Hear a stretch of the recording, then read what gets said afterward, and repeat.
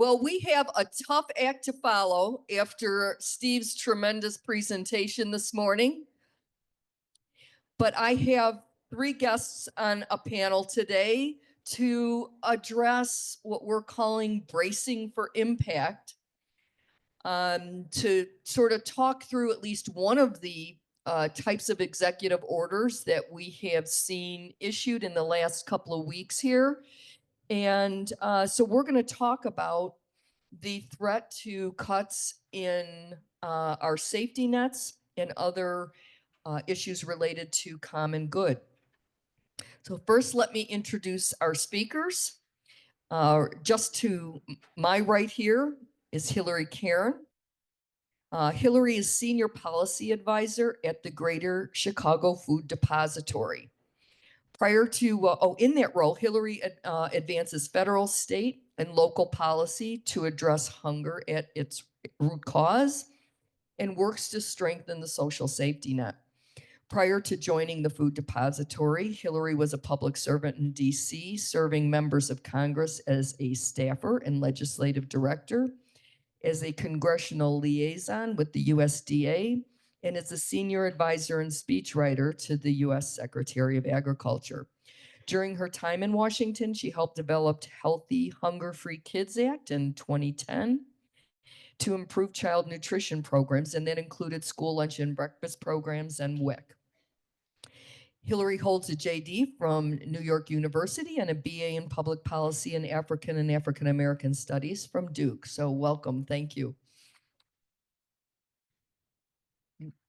Next to Hillary, we have Bruce Johnson. Bruce is CEO of Nicasa Behavioral Health Services. Bruce is a nationally recognized substance abuse prevention and treatment leader and a retired chief of police. He is past chair of the Lake County Underage Drinking and Drug Prevention Task Force, co-founder of the Lake County Opioid Initiative, and founder of the very successful Mano a Mano Family Resource Center, where he also served as board president. Mr. Johnson is an adjunct faculty professor, consultant, trainer, and subject matter expert for several institutions, and a retired chief warrant officer after more than 18 years of service with the U.S. Marine Corps. Welcome, Bruce. And last, but certainly not least, we're joined by Shoshana Frank. She is a community leader and activist, among other things. Her recent activism is focused on gender-affirming legislation, uncensored information access, and educational initiatives. Currently, she serves as the Constituent Services Outreach Coordinator for an Illinois State Senator and as an information specialist librarian. Her library experience spans public, special, and university settings. Shoshana is the past chair of the Public Policy and Social Action Committee of the Naperville Area American Association of University Women's Branch, and she's an active member of the Illinois National Council of Jewish Women's Policy Committee. Shoshana has a master's degree in international public policy, conflict resolution, and mediation from the University of Tel Aviv, and a master's degree in information and library science from Dominican University.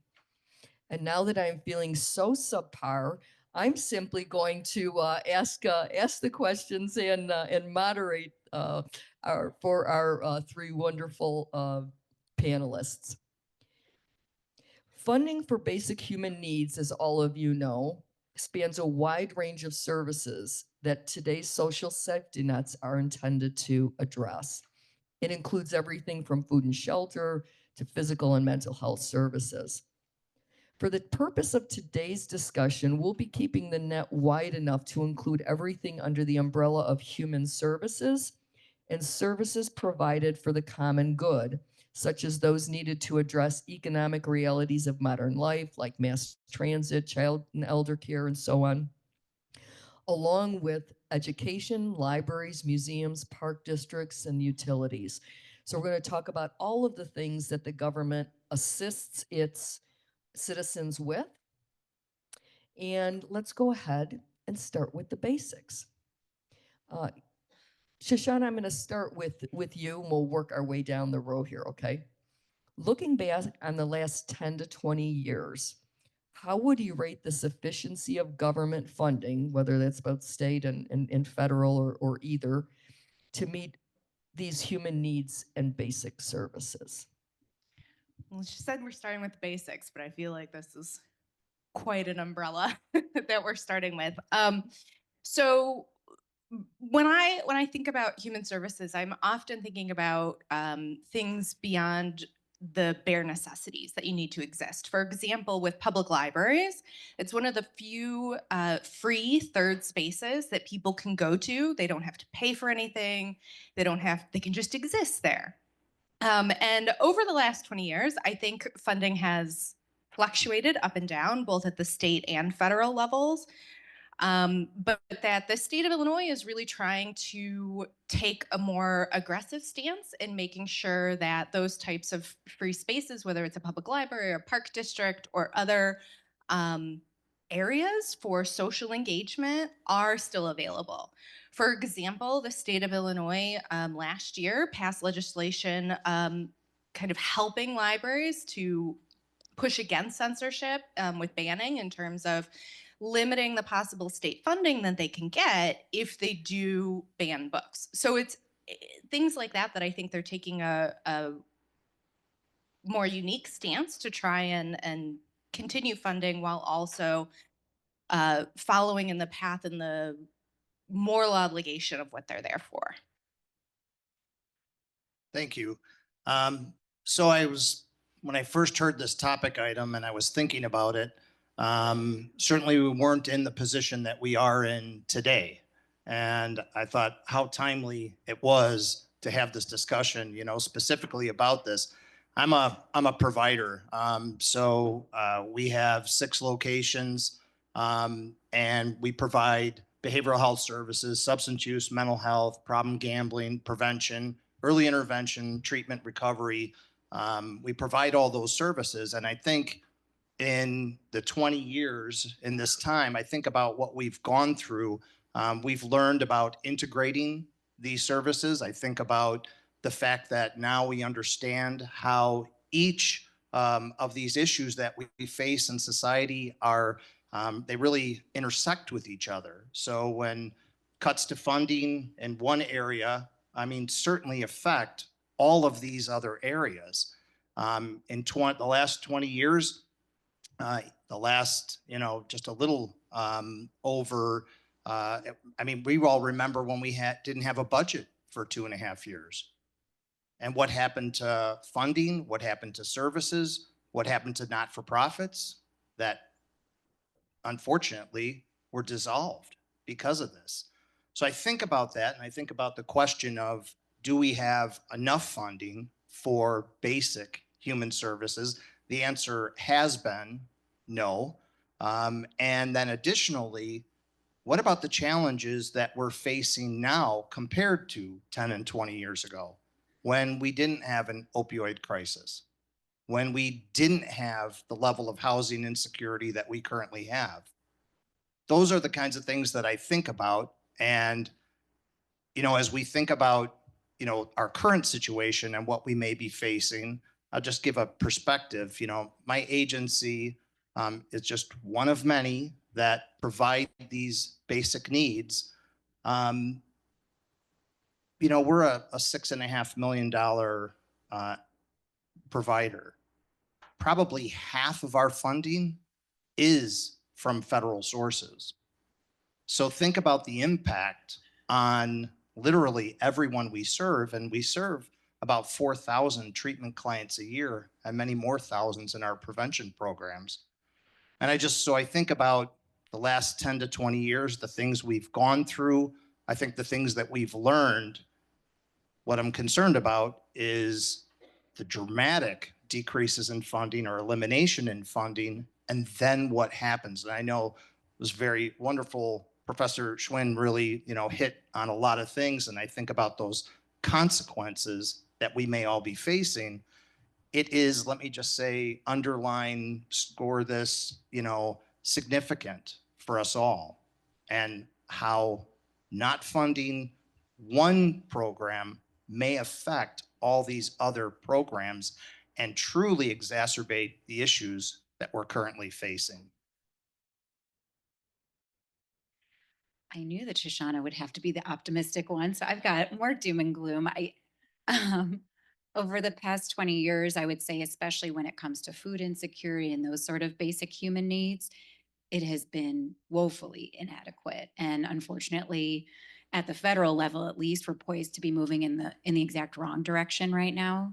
I think one bright spot in the area I work in food insecurity is that SNAP, the Supplemental Nutrition Assistance Program, used to be called food stamps, is an entitlement program. It is counter-cyclical. It's designed to expand when the economy is down and to shrink when we need it less. So I think having some programs that are designed that way helps us sort of overcome some of those budget challenges, that it doesn't rely on Congress coming together and agree to increase the spending, that it happens automatically. And we saw that when participation increased during the Great Recession. I think it peaked in 2013, went back down until COVID, and then went right back up when people needed it more. So I think that is really important.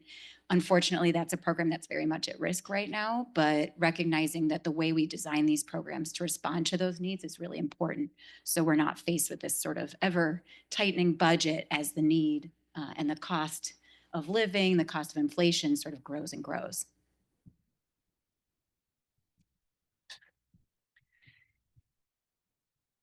Bruce, this one's going to start with you. Okay, great. Illinois is facing a very tight budget this coming year. And at the federal level, Congress appears to be considering cutting many of these social programs and associated grants. What would you say to lawmakers to frame the social impact that cuts are likely to have? Yeah, I think it just rings so true for the concern for who we serve, those that are most vulnerable. When I think about, being able to talk about what is a baseline that we could have for people in our communities that are in need, we don't know what that is. We know we are underfunded. We know that we often serve as entities when government, the state, federal government cannot take care of individuals. So I think we have to say that there has to be a understanding of what these basic human needs are, and we have to prioritize them and ensure that our legislators and those that are making decisions understand the effects.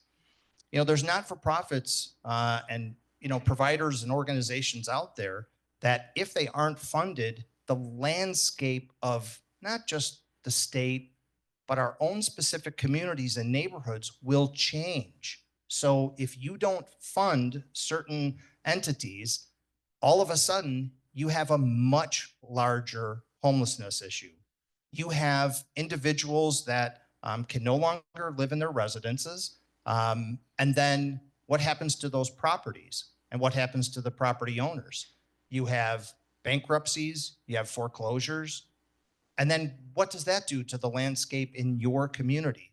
When you think about, I think it's, 78% of Americans, and this is 2023 statistics, so it's current, are living paycheck to paycheck. How many people in the United States are just a few paychecks away from really being vulnerable to homelessness? So that's a huge population. So what should, our legislators think about? Well, think about the consequences and think about the priorities. So I think that's something we have to look at. Think about those individuals that don't have insurance, or their insurance doesn't cover their needs. What about those individuals? And again, it's this cascading effect and consequence for our neighbors, our family members, us. Many people in this room may be vulnerable.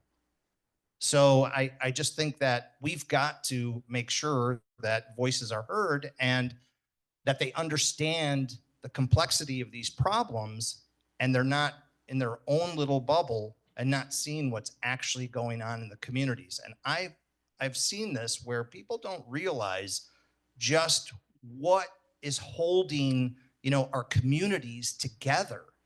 What services, what funding sources, and cutting them, what happens to those effects or diminishing those funding sources. So, it's kind of like this idea of, you remember Benjamin Franklin talking about, prevention, right?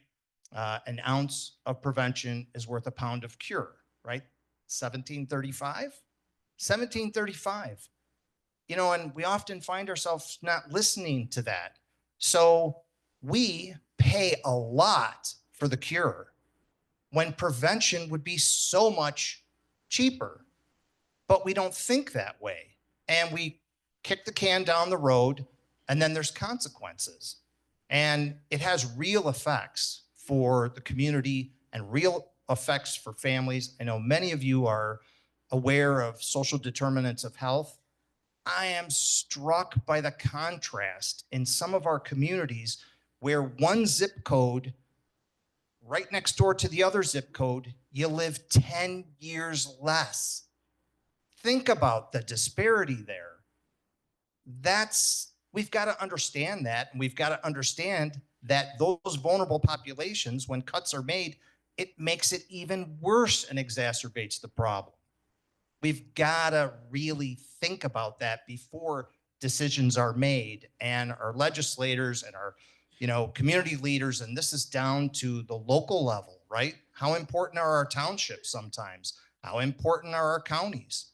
How important are our village and cities? They're extremely important. Their priorities are important. So I probably can't, overstate that. That we need to make sure that these voices and the understanding of the consequences is heard. So that's my 2 cents on it. Which way am I going? I agree. I think people who work with programs and policy every day think that's going to get through to people, and clearly it doesn't. I think the more we can focus on people and the impact on people rather than cuts to programs, I think that seems to resonate more.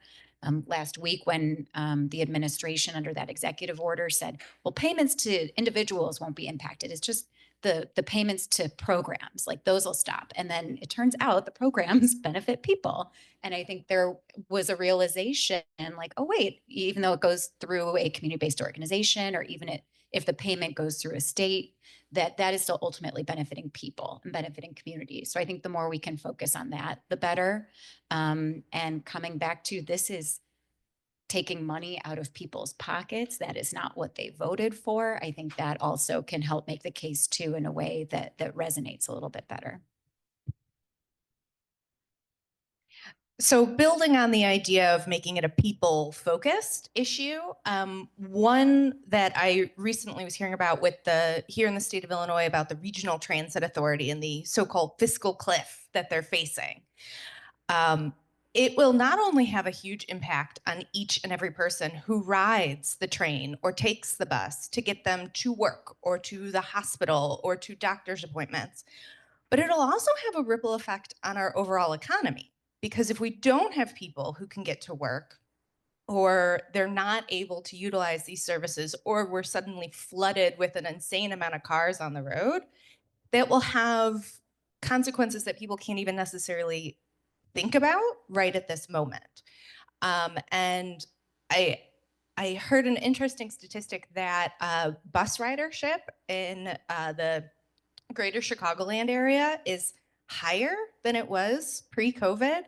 And that tells me that people desperately need these services, whether it is to get to their job or to go out and do something fun, which is also really critical. So when we're talking about like the budget that Illinois is facing, which is going to be restrictive probably, I think there's a lot of different elements that are often overlooked.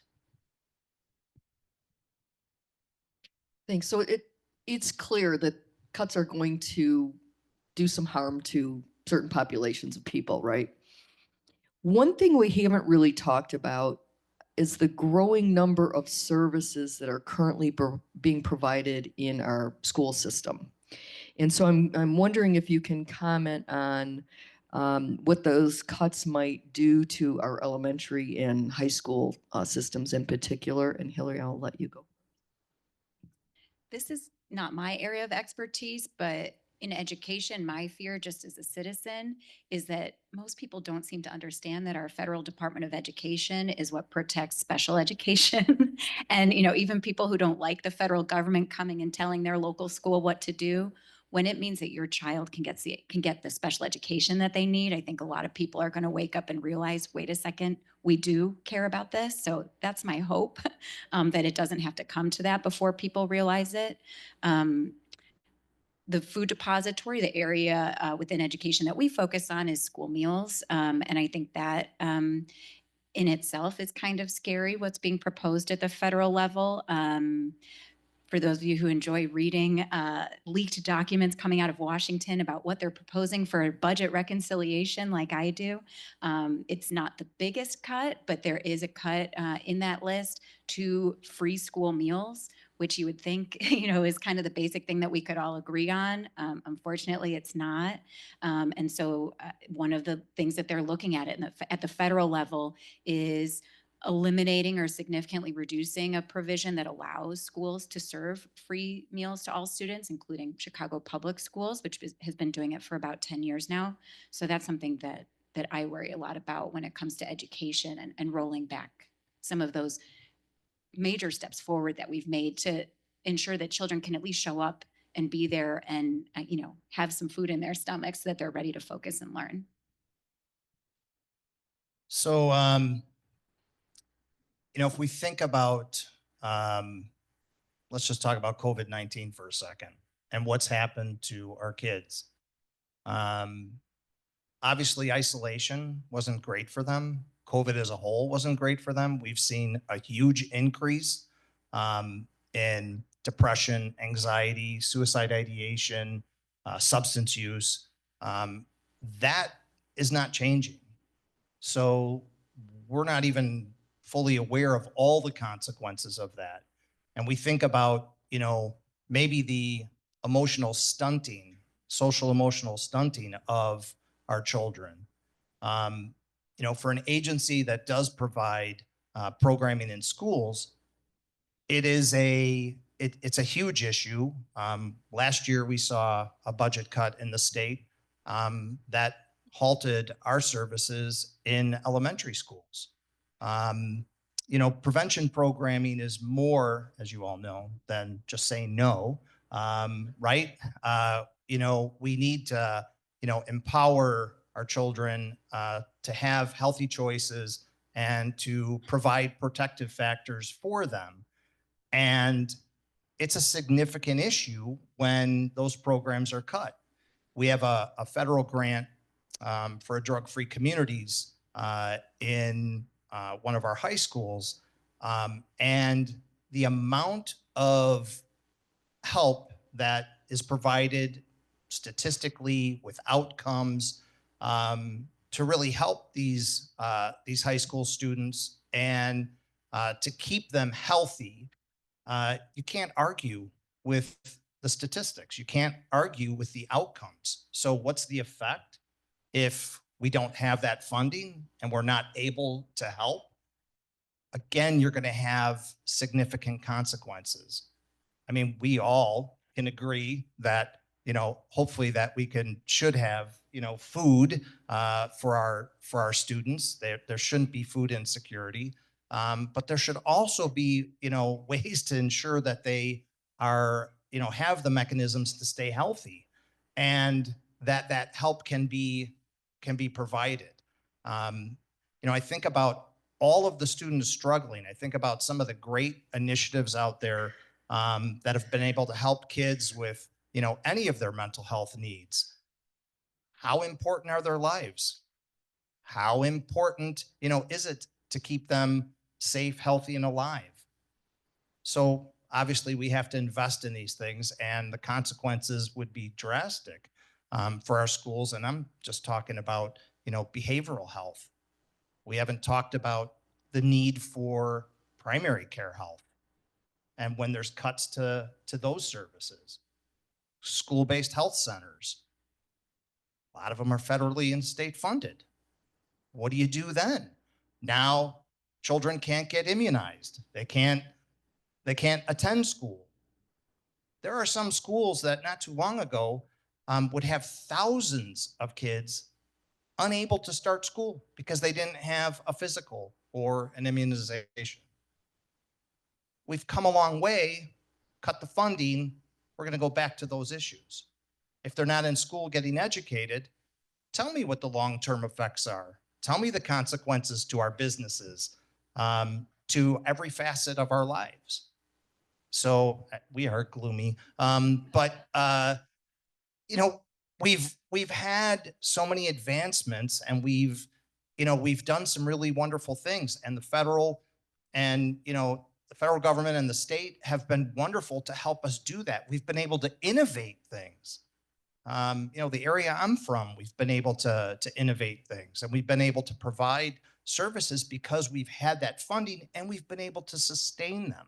That's maybe the most important thing.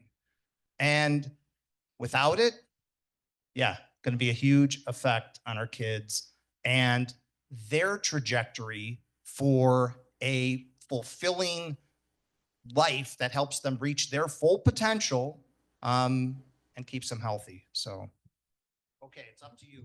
Golly.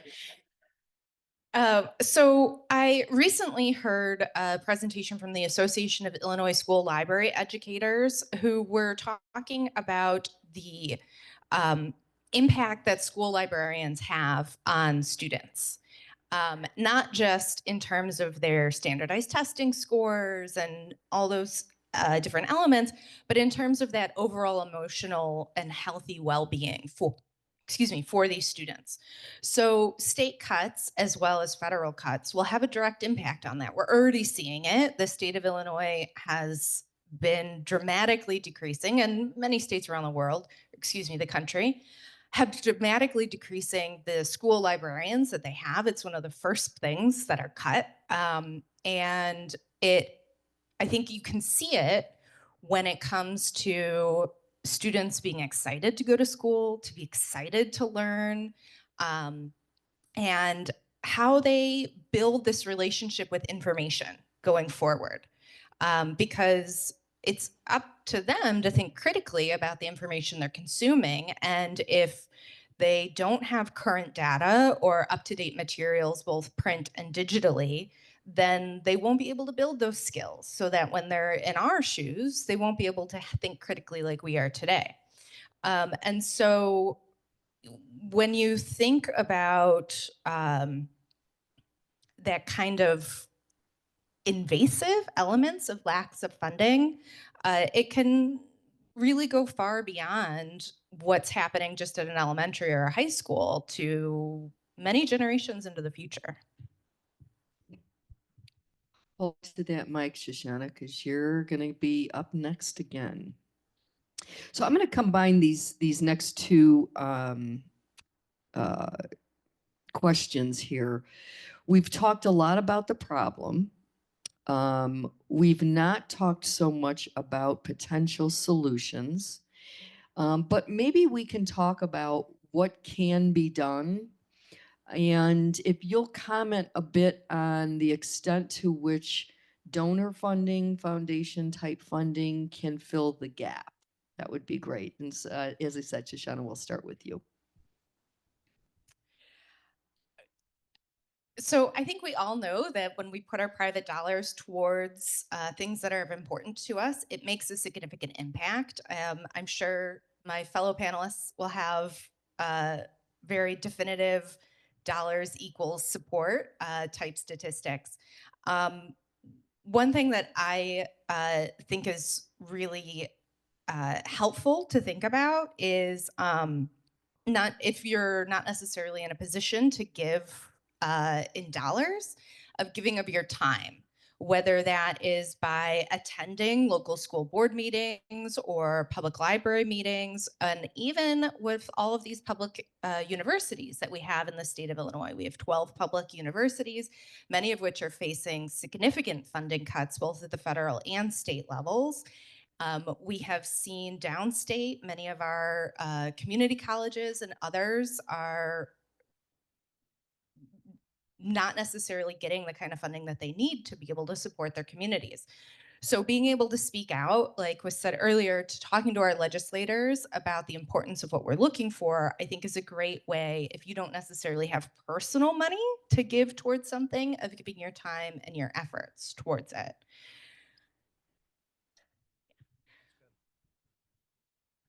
My favorite topic, funding and how that comes to be.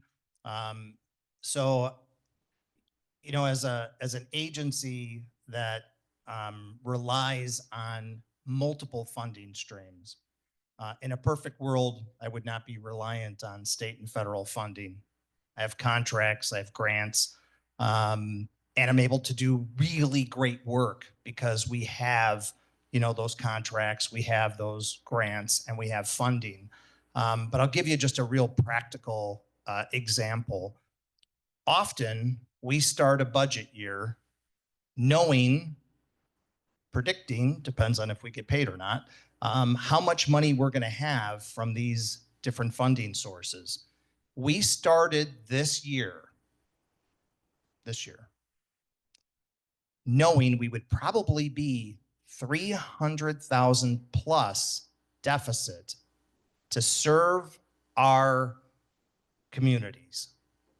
We're a county-wide agency, north, south, east, and west. We have services, again, that serve the most vulnerable. So pretend you're me, 20th year of doing this, and I feel a little bit like many of my fellow providers that were mice chasing ever shrinking pieces of cheese. And so what am I to do? And I'll tell you that when we talk about foundations and we talk about other funding sources, we started to reach out to our foundations and funding sources, as we do when there's lean times and when we can predict that, hey, we're not going to be able to provide these services come April, May, and June. Now, sadly, I have to include April now. Used to be just May and June, but we have to keep going backwards now. And we work really hard with our foundation partners to try to shore up that gap. Now, we were fairly successful because many of our partners believe in our mission and believe in the work that we do. And some of those partners are actually in this room, so thank you. But in this case, they were able to provide us with multi-year funding, which was huge. Anytime we can get unrestricted funding, you know, sometimes I get funding that'll help for what the state would like to call their capital projects, which are wonderful, hard to get, but when you can get them, they pay for the brick and mortar, right? They can pay for, you know, refurbishments, they can pay for new buildings, they can pay for additions. Someone still has to pay for the lights, the water, the roof, all the maintenance, all those things. And we got to pay for the programming, and we have to pay for our staff. And we haven't mentioned this yet, but when funding is cut off, state, federal, and you have employees that are reliant on their salaries to live, and wouldn't it be great if we could give them all a living wage and increase their salaries? But when you can't fund them, what happens in many organizations? People are laid off, they're let go. If you try to rebuild a program after it's been closed, what do you think your chances of success are? What do you think your chances of success are to recruit, hire, and retain those individuals that often have specific credentials and degrees that are needed in order to provide these services. That is a huge issue in all of healthcare, and I would say in many fields. Finding, recruiting, hiring, and retaining them, hugely difficult. If they feel their position is vulnerable and they may not have that position, now what happens? That's a concern for what's happening now, because people see that and they worry about their own employment, their job. So those are consequences that aren't thought of, certainly by the administration, certainly, by others that don't understand the effects of this. So I can't say enough about private donors, individual donors, corporate donors, all of those other funding sources that actually fill the gaps in pretty much all the fields. And for us, we would love to see multi-year funding so we can not keep guessing and staying up at night. I've got about 100 staff. I want to make sure they're still employed, that I can still get them a paycheck. So you worry about that because you're just not sure of what the funding is going to be. Or for entities like us that serve populations, that the fear is they will not be funded in the future. The same vulnerable populations we're all worried about. Because in our applications for funding, they do state those vulnerable populations. And those are the exact ones sometimes being targeted and currently being targeted. That's a big issue for us. So can't live without other funding streams. We just couldn't do it. So having that multi-year funding, and here's a consideration that I've thought of recently, that foundations may have to look at how they fund and how much they fund and for how long they fund. We see a lot of foundations that have a sunset clause where the foundation money runs out. If this still happens, and what's being proposed in this administration by executive orders, our hope is that foundations consider funding more sooner to fill in those gaps. So I can't speak more importantly about how significant those funding streams are for many providers in the community. And it just gives you one small example of one provider in a community. Yeah, we really appreciate our private funders, our foundations, individual donors, and that is a significant component of the work that we do. I think a lot of people, when they think of a pantry in their community, maybe in a church, that's kind of a shining example of what the charitable sector can do. And people don't realize that a lot of that funding is coming from the government as well. We get about 20% of our food that we distribute in Cook County is donated, mostly like from food manufacturers or bigger companies. About 30% comes from the government though, and about 50% is purchased with those charitable dollars.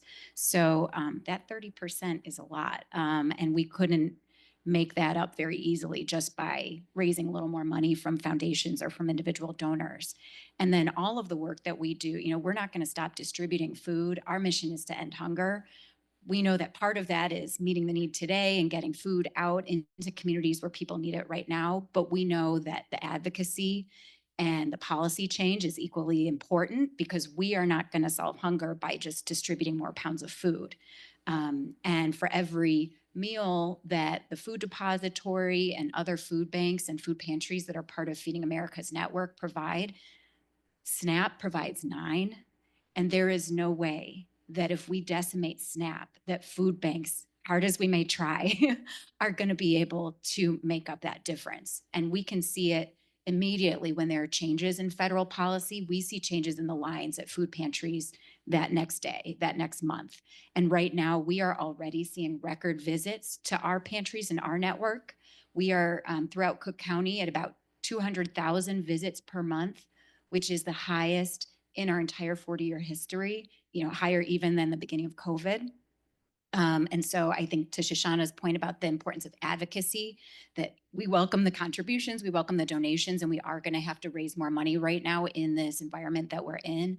But we recognize that without that, those government programs serving the same communities and the same families that we serve, we cannot do it on our own.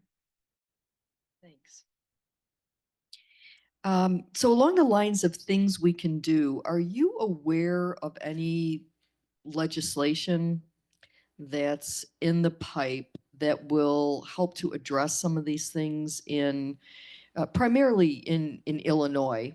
And you know, I know it's a little bit early in the season, but I think we just closed out this last week some of the, you know, the deadline for new bills coming through, and wondering if there are any specific ones or any that are more general where you're feeling you might be able to apply some leverage to, you know, be able to get something done.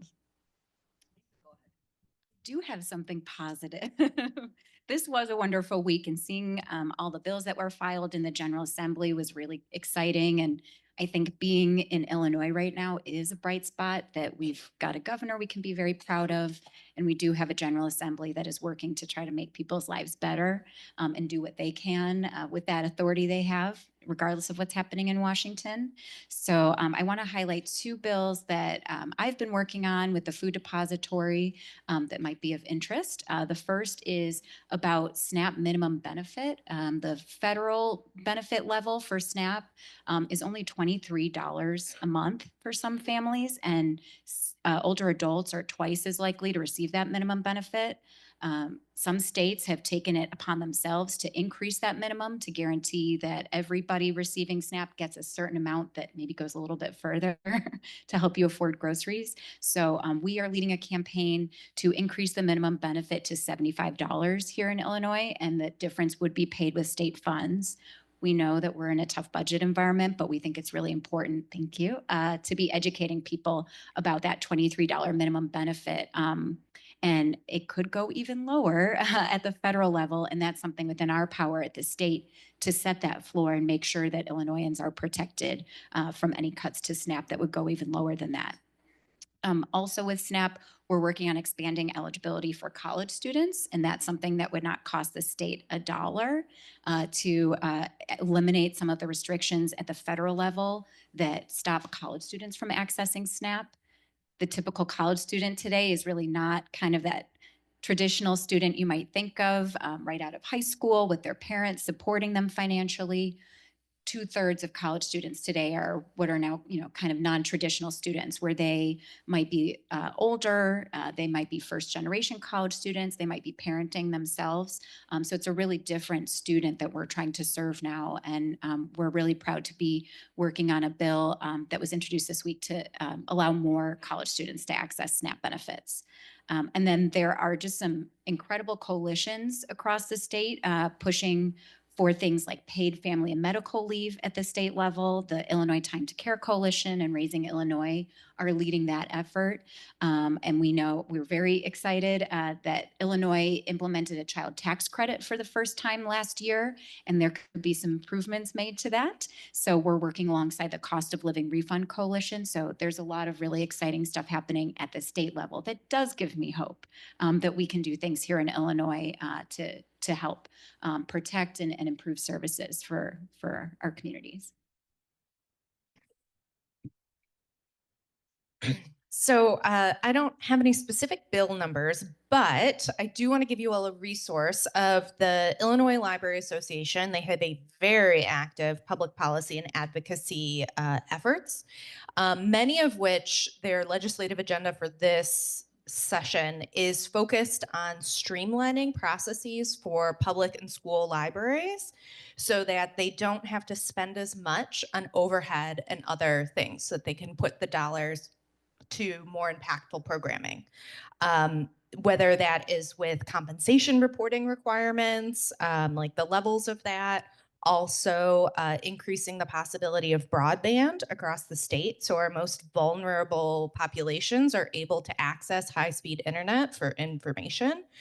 And then also changing the requirements of how libraries can purchase and access electronic materials.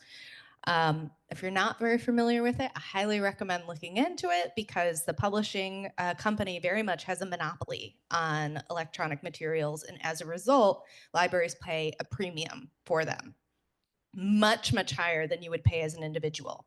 So being able to put limits on that ensures that libraries, instead of spending hundreds and hundreds and thousands of dollars on digital material, they're able to spend an appropriate amount on it and then put funding towards other social services, whether it is having social workers in the buildings or revamping their facilities to provide showers or other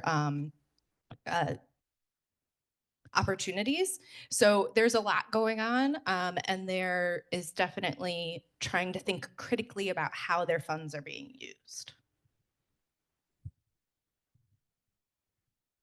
So I get that there are timelines, but I also think that July 1 is almost right around the corner here. We're already in February. So I don't know if the number's been stated today, but so we're looking at potentially a $3.2 billion deficit in Illinois. That number is significant. So what do we do and how do we do things? So I think at every level to be involved with, any committees that the state has relative to that, appropriations, health and human services, et cetera. I think that transcends down to, county levels as well. So paying attention to where money is going. We, I don't have to say this to all of you, but, calling things out and, voting it out is really important.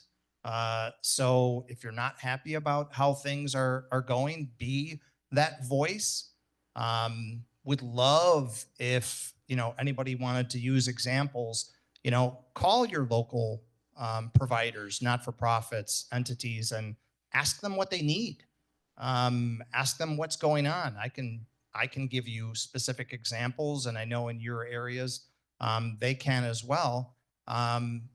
We give our voices to our legislators who are, I think, taxes wise, we're not lucky to be in Illinois, but with our electeds, I think we really are comparatively what they are trying to protect and what they are trying to do with the funds that we have.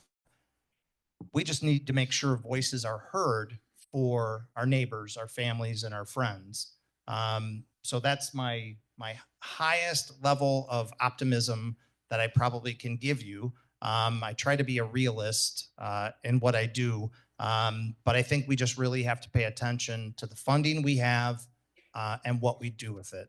So the next question is probably more for Bruce and Hillary, but if feel free to chime in if I'm wrong. We had a question about how nonprofits are currently reacting given what's a potential threat to have these funding cuts, and wondering if there are actions being taken today in anticipation, or if people are just kind of waiting it out to see what ultimately happens. So I think it's important that agencies, not-for-profits, come out with a statement about what they think about and what they think the effects of these, potential cuts may have, the targeting of these vulnerable populations, what's happening with immigration enforcement. I think it's important to talk about it. I'm not a sit on the fence post or sit on my thumbs kind of a guy. As you've heard, I get on my soapbox and I talk. Sorry about that.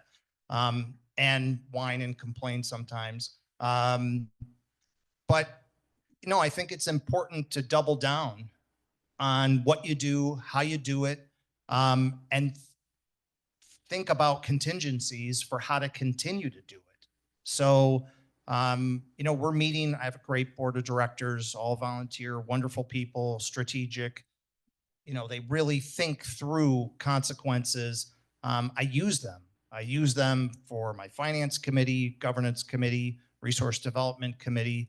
We really think about these kinds of issues and their effects. So there've been emails going back and forth. I put it out to the board to let them know where these cuts affect. I'm a transparent guy. So look, if this happens, this is what's going to happen to our organization. What are we going to do about it? And how do we continue to move forward? I want to grow. I don't want to shrink. I want to help more, as we all do. So how do we figure out how to do that in the face of this? So I don't think you can hide under a rock. However, I also think there are solutions oftentimes in front of us and within our communities. I can't tell you how many times, and again, there's some people in the room that are from my area. Community and our partners can often help to come up with some of these solutions and reduce the silos of what individual entities are doing and come together as a community to try to figure out ways forward. You don't have to do it alone, and no not-for-profit provider could do it alone. So how do we partner with, how do we make sure that we're not redundantly doing something that somebody else is doing, and make sure we're really focused on our missions and how to continue to serve. So can't think you can sit under a rock, for sure not. As an organization, we definitely do have an obligation to raise our voice. And I think there's been a growing recognition in the nonprofit sector that it's not bad to engage in advocacy. It's not inappropriate. We don't have to be partisan by, speaking up and saying this is how this is going to impact us. So we are doing an action alert this week. I need to draft it on Monday, but it's probably focusing on reconciliation at the federal level and some of the threats there. I think the biggest ones that we've seen are undoing Medicaid expansion and how completely devastating that would be to our state. Slashing SNAP benefits, that of course is close to our hearts, but letting our legislators in Washington know, and most of our representatives do know, and they're out there on the front line protecting it, but sharing those stories about how it would impact us here in their district. So we are definitely doing that. And Bruce was just kind of making me think of some of the other things that we do at the Food Depository. It is just so important to invest in training advocates and helping neighbors who have lived experience or who use these programs, or who have that personal firsthand experience, to help them lift their voices and make sure that they know how to engage in advocacy. We do training programs for people who work at pantries, for people who are guests at pantries, who have that real firsthand knowledge that is so powerful. So when our member of Congress calls and says, hey, we need someone to testify, or we need stories to be able to share about the harm this is causing in our community, that we have people who are trained and ready and empowered to do that. So that's something else that makes me really proud that the Food Depository has been investing in the last few years, especially to make sure that we're supporting our neighbors to be able to speak up and make their voices heard too. So briefly, building on what everyone else said, I think the education is really important to talk about. So Professor Schwinn briefly mentioned that the potential cuts at the federal level will have lasting ramifications for research. And we talked about prevention and that it's much cheaper. Well, that goes to research, medical research, information research, all that kind of stuff. If those research is getting cut and it's not happening, then we're not going to be able to move forward. And I don't think a lot of people quite understand how much research is federally funded, especially medical research, cancer research, medication research. And so I think that's a really, really important thing for us to raise awareness and education about. Thanks. Okay, I'm going to ask two questions. In the interest of time, if you would kindly keep your comments brief.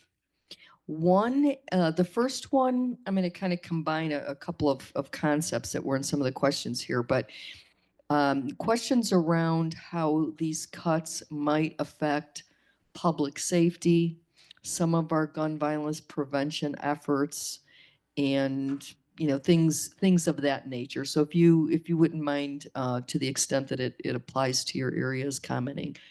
Shoshana, if you want to go first. So I spend a lot of time on university campuses, working at a university as well as being in the public library sphere.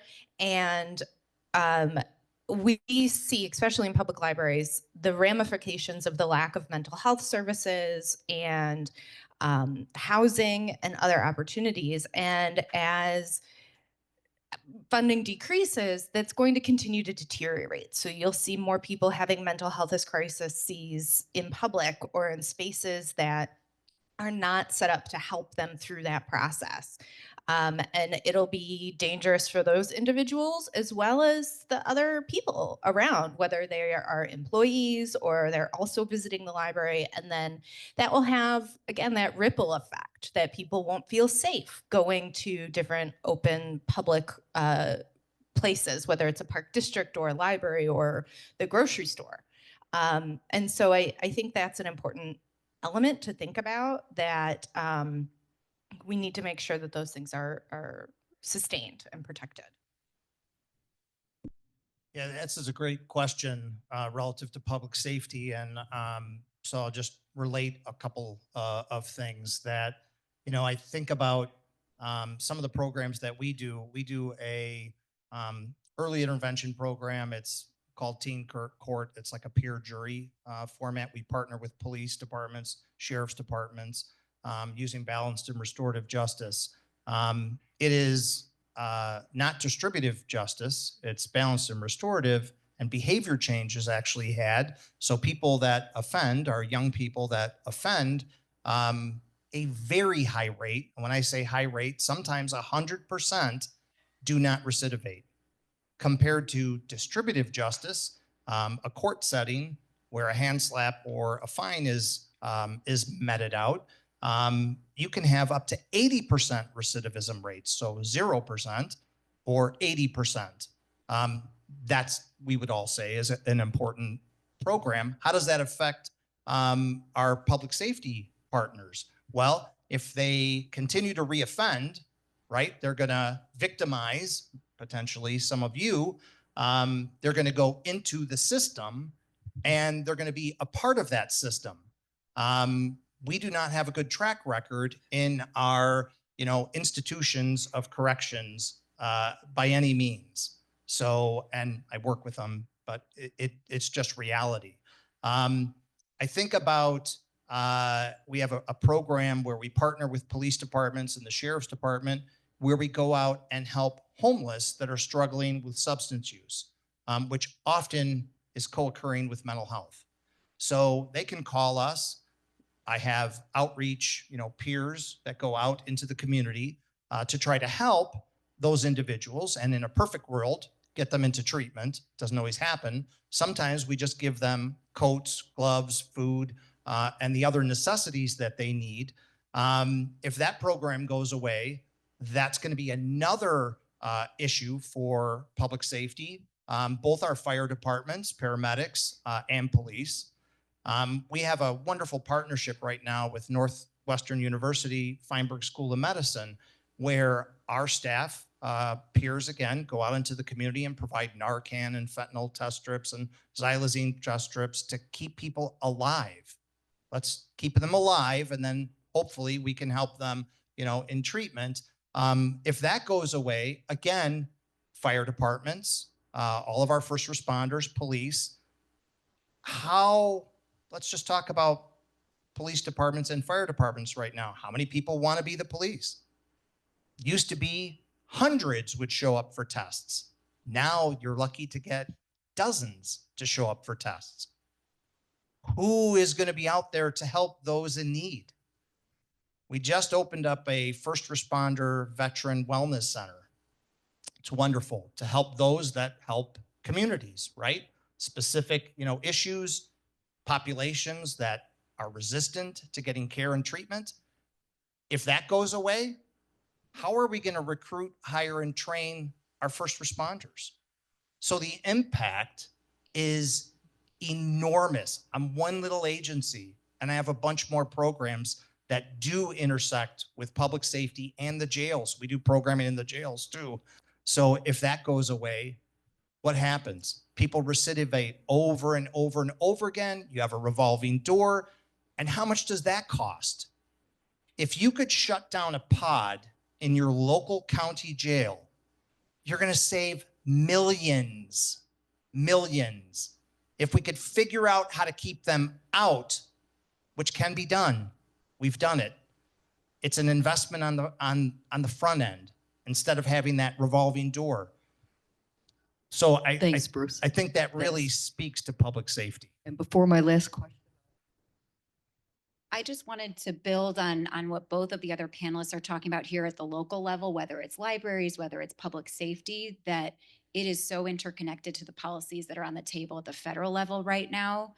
In reconciliation, they are talking about not just capping the state and local tax deduction, but eliminating it at all entirely. So that is something that we should all be paying attention to, that not only is that meant to be an attack on blue states, but it is also a direct attack on local municipal governments that are providing those basic services in their community. And that is raising our taxes if they eliminate that tax deduction. So I just wanted to point that out too, that even though it's at the federal level, it is a backdoor way of punishing local communities that are providing those services for their communities. And we need to be talking about it. and one final question that I had, equity of opportunity is a stated goal of our state league. And a question that came up is the effect that elimination of some of our programs for diversity and inclusion, and what effect those might be having on the communities that you serve. So briefly, thanks. We could have a whole panel on this. There are so many programs that I think are at risk right now because they're being labeled as DEI programs. And so, I won't even try to argue with people who just don't believe in DEI or, so-called DEI. It's a non-starter, but just one example, last week I was at a local food conference in Springfield, and it was so awesome. We were together with all of these grantees who have received funding through the Local Food Purchase Assistance Cooperative Agreement Program, LFPA, which was funded with federal funding during COVID. And in Illinois, it's this wonderful program called Illinois Eats that helps organizations like ours purchase from Illinois farmers and distribute food free of charge in our communities. And we were there to celebrate. And that was the day we found out about this federal hiring freeze. So it was great to be among friends, but to talk about, what is going to happen to this work. And even though the freeze was unfrozen, that is a program that very much has a target on its back because it is viewed as a DEI program. I happen to think it is. It's wonderful that we're finally making sure that communities that have historically been left out of USDA programs are actually getting their fair share for the first time ever, or a tiny fraction of their fair share. But it benefits everyone in Illinois, not just people from certain groups. It benefits everybody. And that's a message that we're trying to convey to our members of Congress who might not be as sympathetic, that this is benefiting farmers, it's benefiting all Illinoisans, that even these programs that, may have that connotation of a DEI program for those who haven't gotten on board yet, that diversity makes us so much stronger, there are real threats. And that program alone in Illinois is $14 million that we have just lost. So yeah, very scary. I love what you said. And for an agency like us, DEIJ is foundational and woven into the fabric of all of our programs and services. So truly, we're an agency that if a search was done in our grant applications, our funding applications, probably none of our services would get funded because it's foundational. So for us, we are vulnerable to somebody searching through what we do and how we do it. That is a huge concern and significant to us. And I feel like just as we're making strides, again, we're going to go backwards. Well, we're not, but that's the attempt. So, for us, yeah, it's foundational, and I think it's foundational to all of us and our communities. You can't recruit and retain people without having this be foundational. I also will say our funders, any other funders, and until previously, that was a strong plus. Our accreditation body, the first question they asked this year was about DEI. And we were able to talk about it at length. So it's a huge step backwards.